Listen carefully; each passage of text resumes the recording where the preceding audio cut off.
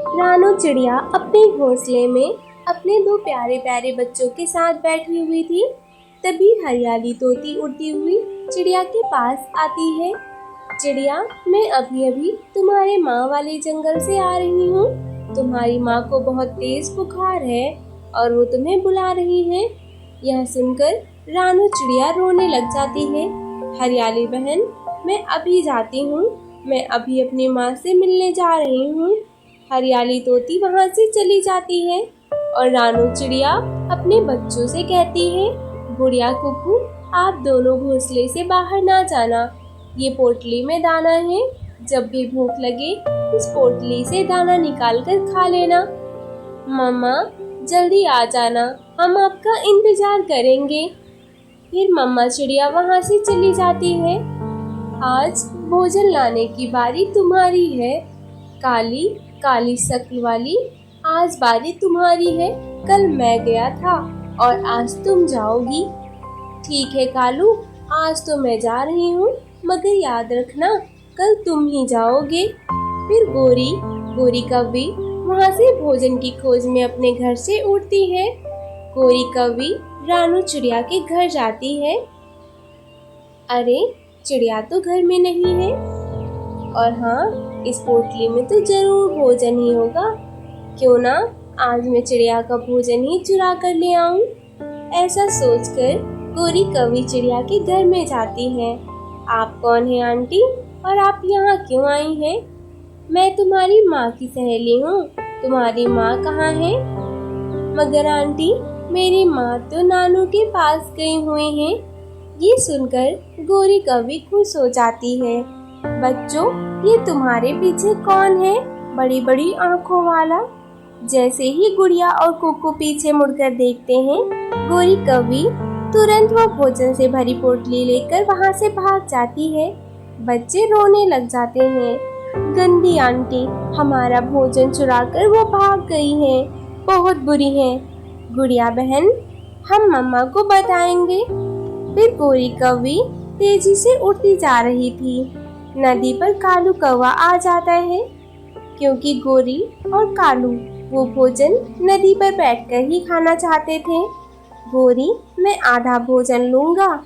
ओए होए, चुराकर मैं लाई और आधा भोजन तुम लोगे। मैं तो केवल तुम्हें 2 दाने ही दूंगी। वो दोनों बैठे ऐसे लड़ ही रहे थे कि पीछे से उल्लू तेजी से आता है और वो पोटली चुराकर वहाँ से भाग जाता है। रुको रुको उल्लू, ये तो हम पहले ही चुरा कर लाए हैं। उल्लू वहाँ से भाग जाता है। ये सब तुम्हारी वजह से हुआ मनहूस। अगर बांट कर खा लेते तो वो उल्लू हमारा भोजन ना चुरा पाता। कालू, जाओ तुम पीछे और छीन कर लाओ उससे वो थैली। वो उल्लू मारते कम और भगाते ज्यादा हैं। मैं तो नहीं जाऊंगा, तुम ही जाओ। उल्लू उड़ता हुआ अपनी गुफा के पास जाकर बैठ जाता है। मेरे गुलाबो, जरा बाहर आओ, देखो मैं तुम्हारे लिए क्या लाया हूँ। उल्लू की पत्नी भी वहाँ आ जाती है। पति जी, लगता है इस थैली में कुछ स्वादिष्ट चीज होगी। ये थैली मैं वो काले कौवों से छीन कर लाया हूँ। अच्छा किया पति जी, मुझे वो कौवे काफी बुरे लगते हैं। चलो अब हम मिलकर पार्टी करते हैं। उल्लू और उसकी पत्नी वो थैली खोलने ही वाले थे कि तभी पीछे से एक चील आ जाती है और वो थैली लेकर वहाँ से भाग जाती है। उल्लू पति जी, जाओ पीछा करो उस चील का और छीन कर लाओ वो थैली। गुलाबो, मुझे मरने का शौक नहीं है। वैसे भी चोरी का माल था, मैं भला कौन सा कमा कर लाया था। चील अपने पंजों में वो थैली लिए हुए जा रही थी और सोच रही थी, कई दिनों से मांस नहीं मिला, आज ये दाना खाकर ही पेट भर लूंगा। सामने से एक और उससे भी बड़ी चील आ रही थी और उससे आसमान में ही रोक लेती है। इसी बात पर दोनों में लड़ाई शुरू हो जाती है।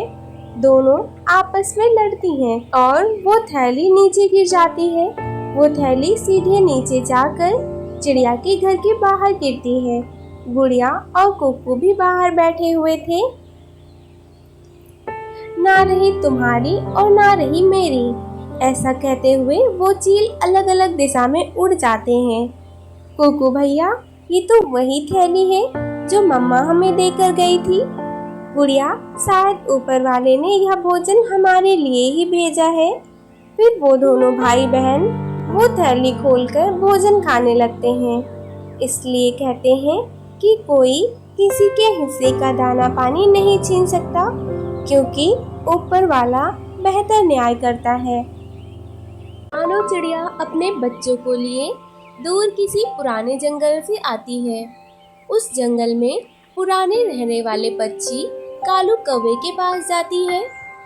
कालू भैया, मुझे तोते ने भेजा है। सुना है आप पक्षियों को घर खरीद कर देते हैं। मैं नया घर लेना चाहती हूँ। हाँ, मुझे सब मालूम है। जंगल में किसको घर लेना है और किसको घर बेचना है। आप यह बताएं, कितने कमरों का घर चाहिए, छोटा, बड़ा, नया या पुराना। कौवे भैया, मेरे तो 2 छोटे छोटे बच्चे हैं। इतना बड़ा घर लेकर मैंने क्या करना है। बस एक कमरा हो मगर नया हो। पुराना घर मुझे पसंद नहीं है। ठीक हो गया, एडवांस रकम कर दो, बाकी घर लेने के बाद कर देना। ठीक है कौवे भैया, ये कुछ पैसे आप रख लें।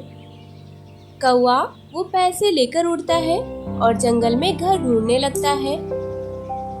यह कबूतर ने नया घर बनाया है और वो कुछ दिनों के लिए अपनी माँ के घर गया हुआ है। क्यों ना मैं यह चिड़िया को घर दिखाकर बेच दूं और पैसे लेकर यहाँ से चला जाऊं। जब कबूतर वापस आएगा तो खुद ही चिड़िया को निकाल देगा। अगले दिन कालू कौवा चिड़िया को साथ लेकर जाता है और जाकर कबूतर का घर दिखाता है।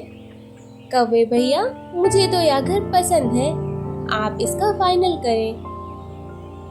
इस घर का 5 लाख लेता हूँ, मगर आपके लिए 4.5 लाख। अगले दिन चिड़िया कौवे को पैसे दे देती है और उस घर में रहना शुरू कर देती है। कुछ ही दिनों बाद कबूतर अपने घर से वापस आ जाता है। तुम कौन हो चिड़िया, और मेरे घर में क्या कर रही हो? आपका घर? कबूतर भैया, मैंने यह घर कालू कौवे से 5 लाख का खरीदा है। 5 लाख का? चिड़िया बहन, मगर यह घर तो मेरा है और मैं अपनी माँ के घर गया हुआ था। कालू कौवे ने आपके साथ धोखा किया है। वो एक फ्रॉड पक्षी है, ऐसे ही पक्षियों को लूटता है। अब मैं क्या करूँगी? मेरे 5 लाख, अब मैं अपने बच्चों को लेकर कहाँ जाऊँगी? वो सारे पैसे मेरी पूरी जिंदगी की जमा पूंजी थे। चिड़िया बहन, आप परेशान ना हो, आपके साथ बहुत बुरा हुआ है। मेरा घर काफी बड़ा है, इसमें 2 कमरे भी हैं। आप एक कमरे में अपनों बच्चों के साथ रह सकती हो। धन्यवाद कबूतर भैया, मगर आप आइंदा ऐसे पक्षियों पर भरोसा ना करना। घर खरीदने से पहले उसके असली कागजात देखकर ही खरीदना।